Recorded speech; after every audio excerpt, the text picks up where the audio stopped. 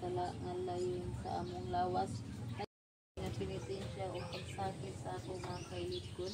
Tungod niini uban sa babangis nga mga hampak nga giantos mo didto sa kaharian, ihalad ko kanimo sa pagtabang sa mga kasakitan, tunog o dili magpahulay kanako hangtod sa pag-usap.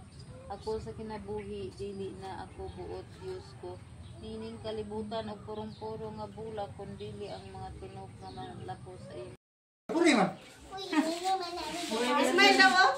You smile. Ah, di ko smile. Kaon di ko. What is this?